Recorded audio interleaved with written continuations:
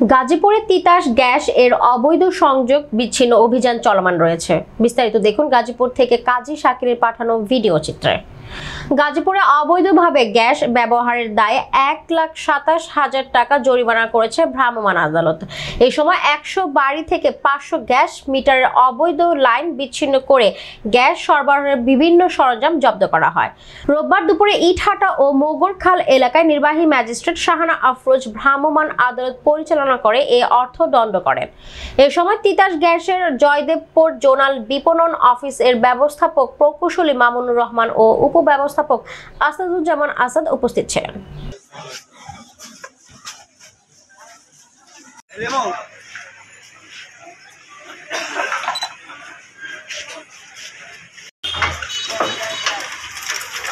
কোন এলাকায় জান না, একটু দেখা যান না, তাহলে একটু শেষ হয়ে যায়।